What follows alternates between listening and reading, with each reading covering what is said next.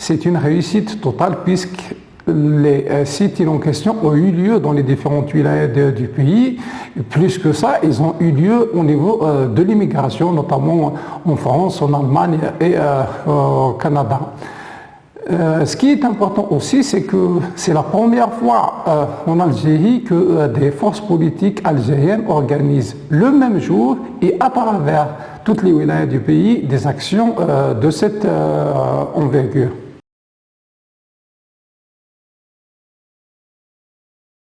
Il faut savoir qu'il y a qu'en Algérie qu'il y a cette déformation, notamment au niveau des médias algériens, au niveau de l'opinion, où on pense qu'à chaque fois qu'il faut organiser un sitting, il faudra mobiliser des milliers de personnes. Nous avons réussi à organiser ces sittings le même jour à travers les 48 wilayas du pays. D'abord, il faudra signaler qu'au niveau d'un certain nombre de wilayas, c'était carrément des marches. C'était le cas notamment dans les wilayas de Kabylie, qui ont connu des marches qui ont connu une influence importante, puisque les chiffres qui ont été rapportés notamment par la presse parlaient de plus de 5000 à Béjaïa, autour de 10 000 au niveau de la wilaya de Tizi Ouzou. Il y a aussi une marche dans la wilaya de Msila. Je ne vais pas parler des wilayas du sud qui continuent à organiser ces marches pratiquement maintenant quotidiennement depuis un peu plus d'un mois.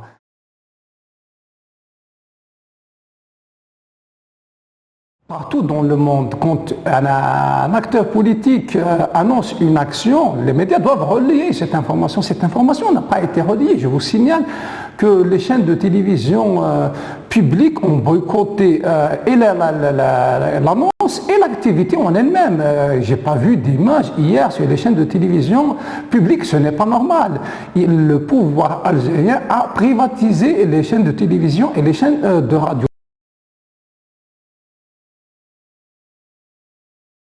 Au niveau de la capitale, il y a eu une mobilisation importante.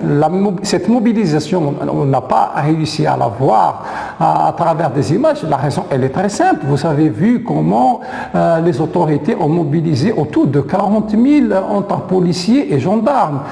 Au niveau de la capitale, comment ils ont exploité des enfants dans des opérations de folklore pour perturber les actions des partis de l'opposition, mais surtout comment ils ont agressé des présidents de partis politiques, des acteurs de la société civile, des députés.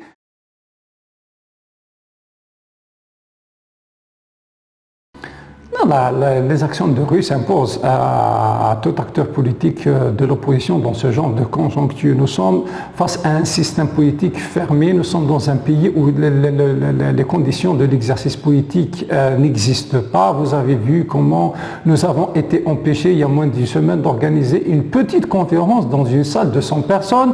Donc on n'a pas le choix. Désormais, on est obligé de temps en temps à recourir à la rue, d'autant plus que nous sommes dans une démarche où nous visons la constitution de nouveaux rapports de force. Pour ces nouveaux rapports de force, pour qu'ils soient visibles, le seul terrain où ils pourraient être visibles, c'est la rue. Maintenant, on ne va pas sortir dans la rue pour n'importe quoi.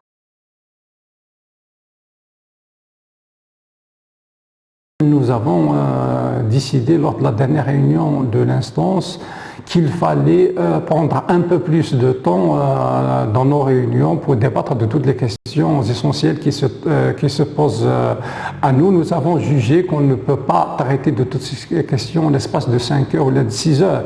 C'est pour ça que nous avons dit un conclave fermé d'un minimum de 2 jours. Nous sommes en train de préparer l'après Bouteflika parce que nous sommes en plein dedans. Il s'agit de préparer l'étape d'après.